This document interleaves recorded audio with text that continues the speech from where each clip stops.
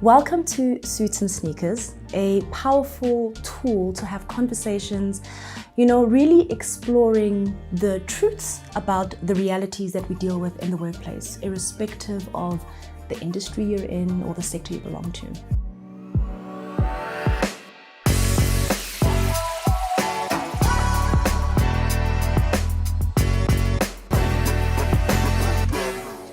So excited about today's conversation because it is a topic that hits home for me, having been privileged to lead, but also having been led by the most amazing people. And, thinking about leadership and the realities of it is something that has always played in my mind. What is it that I've learned? And I think the primary thing has been that, leadership isn't something that just happens overnight. You don't just become the greatest leader. It is a journey of little things that you master about yourself over time. And who better than to talk to us about mastering journeys of leadership than the master of pep talks in self-effectiveness himself. Not one, but two-time author of really amazing books.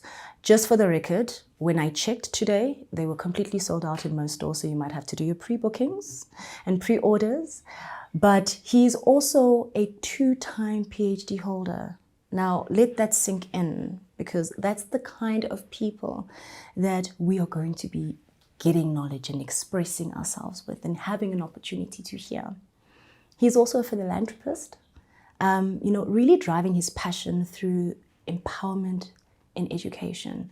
But most importantly, I see him as a coach.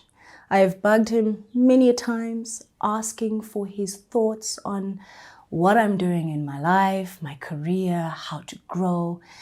And today, I'd love to welcome very warmly Professor Alistair Mokoena. Thank you very much. How are you doing? I'm so glad we're finally doing this. So I'm also excited to be chatting to you. We've spoken many, many a times, and I think those who, don't know would, probably assume that it's just a once-off conversation and I brought you on. But I remember talking to you going, there's no one else I think I want to have this conversation with, because you've seen a lot in leadership. Now, before we even get into it, with so many titles, I was laughing at myself this morning going, there should be Professor before Alistair Mokoena, because you seem to be doing things in twos, successes in twos, to books, to major titles. Yeah. And titles become a thing. And, if we think about reflecting in society, we create a God complex about leaders that have many titles and accolades. They create a God complex about themselves, and we as society buy into it. And we have this misconceived idea sometimes that leaders are invincible. Yeah. But the reality is that leaders are human. We're human. And I think that perhaps brings me to my first question, which is, contrary to what we all see, what are your Monday mornings like as the leader that you are that we don't get to see on LinkedIn? So, it's funny that you should say professor, because when I got my second doctorate, people said, what do we call you now? Doctor, Right? Doctor, Professor. And now that I'm Dean of the Johannesburg Yes. Business School, people are saying, are you Doctor, Professor, Dean? I'm like, I'm just Alistair, right? So, and I think for me, the rationale, the thinking behind doing what I do is that I decided at a very young age that I want to live a life of impact, a life in service of the greater good, a life that is dedicated to impacting other people positively. Yeah. The precursor to living a life of impact or having impact is choosing to do things that are significant and things of significance. Yeah. So the continuous study is always a feature in my mind.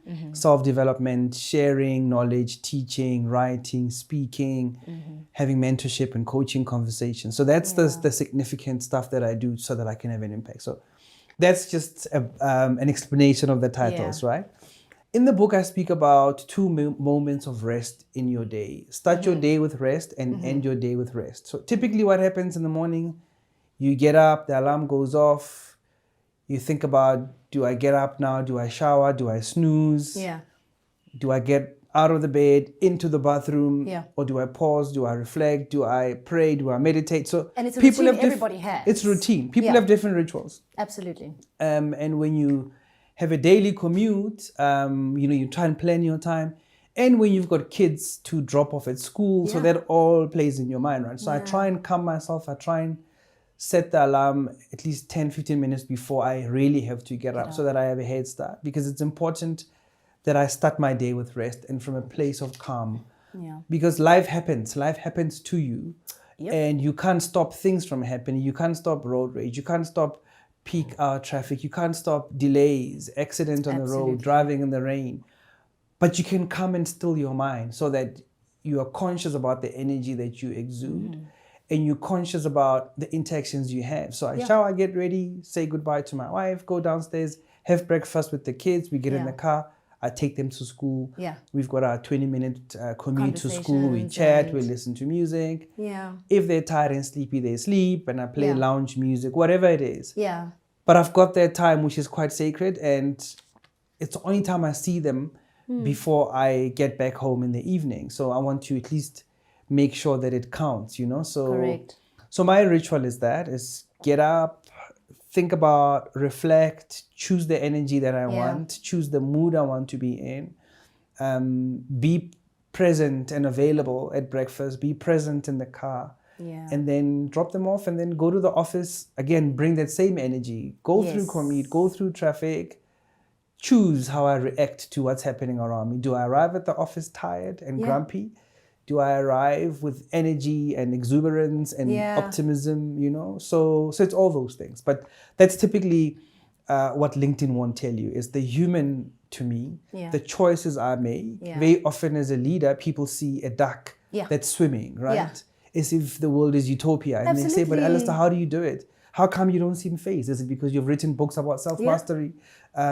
What are you on? What are you smoking? What are you taking? And they don't know that you're paddling feverishly underwater in service of somebody else. So I think for me, a key part of my leadership signature is what is the self-regulation work I need to do to impact people in a way that's conscious and that's intentional. And I think that's such an amazing, piece of insight you share. The advice is great. Staying in a sense of calm because you choose how to respond. And it's so intuitive that you highlight that because I was actually going to reflect on one of my favorite parts of this book. But before I even get into reading a passage out of it, it speaks about agency and the power to choose. And I do want to take a moment to just give people who haven't had this opportunity to read the book insights of what it actually tells us, right? It goes a little bit like this, right? Power can be abused, and so can power over your feelings. It can be used to control you, manipulate you, erode your self-esteem, and leave you hopeless and powerless. Never let others control your emotions. How you react is your choice. It is true that we don't have control over what happens to us or what others say or do to us. But we do have control over reactions. Your agency is your superpower. I've seen this so true in my space. Dealing with human behavior, dealing with transformation. Talking about your agency being your superpower, giving you the strength to choose what you do decide to do versus what you don't decide to do. In this book, which is a masterpiece, by the way. Thank you. Both the journal and the lessons. I can't imagine what it would have taken to write this. But with our agencies being our superpowers, you're always working towards a masterpiece at the end. Which chapter out of this masterpiece did you not almost write? So the thing about writing a book, right, is that you must decide what the book symbolizes. So for me, the book is a gift to society. And because it's a gift to society, there's a certain mindset you go into when you're crafting a gift, when you're preparing a gift. It's like a meal. If you want to bless people with your cooking or your baking, a lot of positive energy goes, a lot of sacrifice goes into, a lot of planning, and you taste it, right?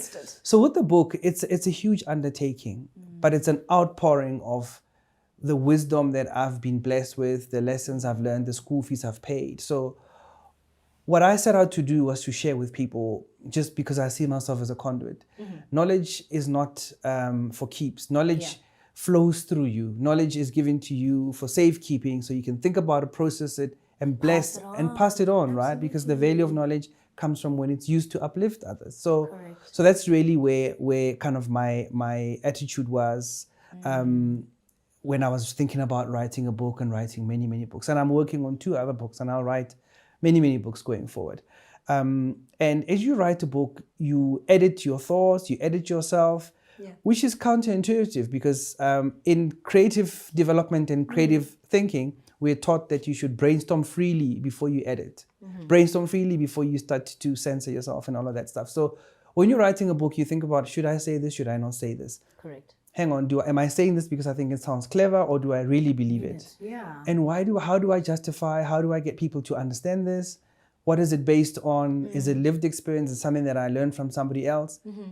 And then there's also moments where you wake up and you disagree with a thought that you shared last night.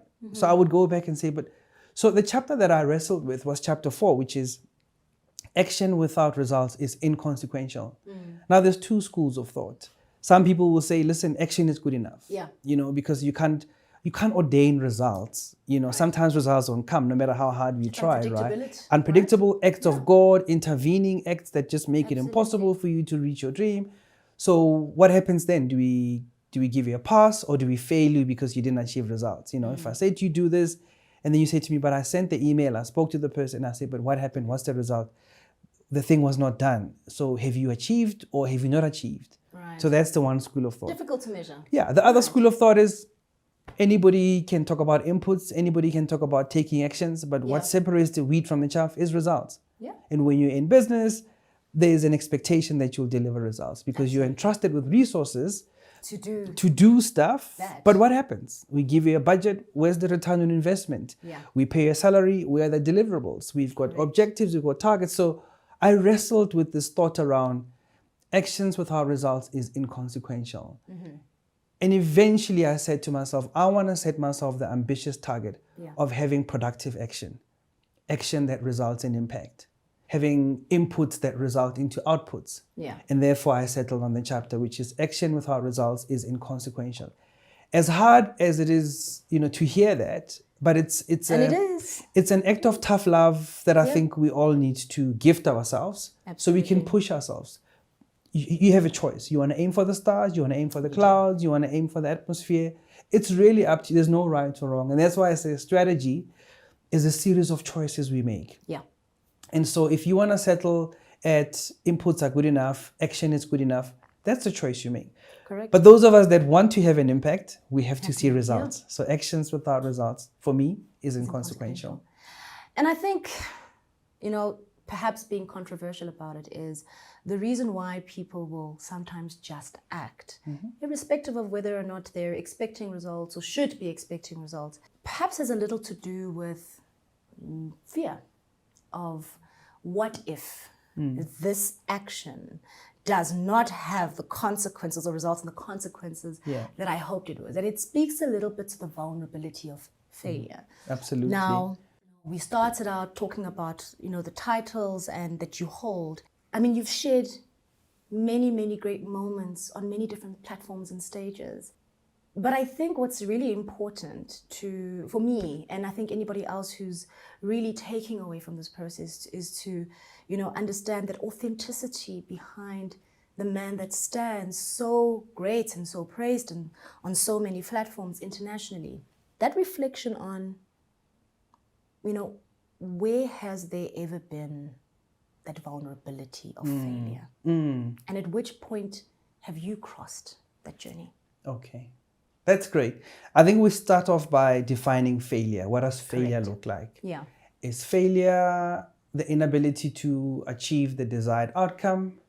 Is failure the missed opportunity? Is failure a sense of loss? You had something, now you no longer have it. So how we define failure, I think, determines how we relate to failure. Correct. And how we relate to failure depends on how we relate to ourselves. So if you cannot forgive yourself for getting something wrong, you're going to find it very difficult to forgive others. If you don't extend grace to yourself, you're not going to extend grace to other people. Correct. If you expect perfection from yourself A perfectionist does not allow other people to fail. So I think all those questions are super critical. There's 4 parts to my life. Yeah. There's leadership of self, how I lead myself. Yeah. Sometimes I let myself down. Sometimes I don't practice what I preach. Sometimes I get impatient. Sometimes I don't count to 10 before I respond. And that's a failure because I know better. Yeah. Leadership of others. So as a leader, leadership is an opt-in exercise. You choose a career in leadership. Yeah. It comes with rules, it comes with norms, it comes with rituals, it comes with expectations. And it's a privilege that comes with responsibilities. Yeah. And sometimes I fall short of my own leadership expectations and leadership style. So that's a sense of failure. There's also leadership of the resources that I'm entrusted with. Yeah. So that which I work with to deliver impact and results. Absolutely. Sometimes things don't work out. Sometimes you don't hit your targets. So there's failure there. And then lastly for me is leadership of society, how I want to impact society and leading by example, role modeling things, sharing what I have. And the whole notion of Luke 12 verse 48, to whom much is given, much shall be expected. How faithful I am to that promise and how I live up to it. So those 4 areas, leadership of self, leadership of others, leadership of resources or management of resources, and leadership of society. Those are the 4 lenses through which I look at my existence. Any 24 hours has to accommodate those 4 things, because those 4 things are what define me. Correct. And when you're reflecting on those 4, I guess, pillars around how you sort of lead yourself through your own day, the one that I think strikes a chord with me is that of leading others. Because one can have all the resources, you can mask a lot of your own things, but the most impact is felt in the external, with the external environment, with the others. One doesn't have to highlight the controversy that sits around leadership in the country right now. I think we've all been exposed to enough trauma around, leadership and good leadership versus bad leadership. And I don't think anyone is here to judge anyone, but I think the moments we are living in now they compel us to take stock and go, what are we doing as a collective group of leaders trying to do good externally with others more than we're trying to do good with ourselves. And I'm always sort of conflicted about this because my passion, and I said this to you when we had a coaching session. I remember we had a very long 2-hour session we had, and I said, I want to make an impact in beyond my country, this continent. I'm so passionate about it. We've got the resources, we've got the people, we've got the others, we've got all these things, but where's the leadership? And I think there are many things that are not said. And I guess my point of view, and I'd like you to please weigh on it, is that which is not being said around leadership in Africa is something that we should be bringing to the table. Now, from your perspective, what do you think are the conversations we are not having, but really should be right now? No, I mean, you've touched on something that's super critical, especially now that we've just had the G20 summit where world leaders got together and spoke about, the multipolar issues we're facing that are vexing society, and the urgency with which we need to approach these things. I mean, if you just take 2 broad visions, if you take the UN's Agenda 2030, the Sustainable Development Goals, the deadline is 2030, and 80% of those goals are off track, but it's still good to have an ambitious target. The AU's version of that is the AU Vision 2063, the Africa we want. And you can ask all sorts of questions about why are we giving ourselves till 2063 when the rest of the world is looking at 2030? Where's the urgency in that? We're the poorest continent. We are affected by all the biggest social ills. We have a burden of disease. We have inequality. We have unemployment, underemployment, climate change, sustainability challenges, infrastructure challenges, digital connectivity, violence. We can't seem to silence the guns. So why are we giving ourselves, so many years to achieve urgent impact? And that's a big question.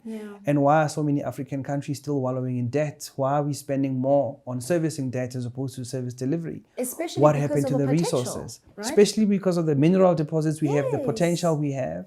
the business opportunity that we have. The balls are stacked up Correct. on our side. So the implications for leadership are as follows. One, Yeah. are we leading? Yeah. Because part of leadership is about managing resources, managing economies, Yes. managing people, consequence management when people Yeah. fail, Yeah. and choosing to do the right things. And Yeah. choosing to do the right things is about long-term planning. Yeah. It's about putting the greater good before ourselves, right? It's about being selfless as opposed to being selfish. Absolutely. It is about serving as opposed to ruling. You know, it is about understanding that we have a responsibility to really uplift, you know, and lives and livelihoods and create opportunities. Yeah. And to transition Africa out of being an opportunity case to a business case. Yeah. You know, we're ready for business. Yeah. We're not looking for aid. We're looking to transact. Yeah. So the question is, are we leading? Yeah. And the second question is, why are we leading? What is our vision? What drives our brand of leadership? Yeah. What is our purpose? Yeah. What are we doing all of this in service of? What are we pursuing? True. What is our vision as a result of that purpose? So why are we leading? And how are we leading? How are we conducting ourselves as leaders? Correct. And what do we want history to say about us? So I think there are big questions to be asked. But I think for me, the single biggest unlock when it comes to leadership on the continent is shifting our perspective from ruling over others to serving others. And if you serve others, by definition, you become selfless. Correct. And if you're selfless, you're about empowering other people, you're about sharing, you're about lifting other people. You're not obsessed with accumulating wealth for yourself. You're not obsessed with material trappings of success. And I really think that all of us on the continent have agency to do something amazing. We've got 1.4 billion people living on the continent. Yeah. The median age in Africa is about 21. We have a youth dividend on our side. We have young, resourceful people who are hungry to really redefine, you know, our continent, how it's viewed, to drive reappraisal of the African brand. Yeah. And to really find new definition for ourselves, you know, given our horrible and painful past. So I think we have a responsibility to equip young people with all the resources they need to succeed. Correct. Technology is there for the taking. How do we ensure that Africa leapfrogs its natural progression by embracing and adopting technology? How do we ensure that the value system shifts from accumulating to distributing? From looking after me to looking after we? How do we ensure that Ubuntu becomes pervasive and you know, like ubiquitous across the continent? But also, how do we invest in skills and resources that will drive collective competency so that everybody who can make a contribution makes a contribution. So that's where I think Africa needs to focus. So, are we leading? What are we trying to achieve? And how are we leading? Absolutely. Spoonful servings of mastery in selflessness.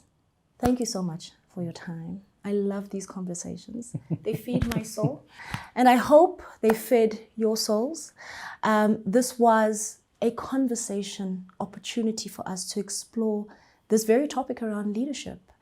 And it is one that has left me full. And I hope it is one that has left you full as a person who loves to teach and share knowledge. I hope we've done justice to your time. We could talk for more and for much longer. I wish we had longer, but we all know the realities on social media and platforms and podcasts as people tune out. Thanks for the opportunity. Thank you so much. To the viewers at home tuning in, don't forget to click and subscribe, where we are going to continue having these conversations. And if you haven't bought the book, buy the book, Servings of Self-Mastery. And there's a journal version of it, right, where you can actually document your journey through the lessons that you get out of this. It's a powerful, powerful tool.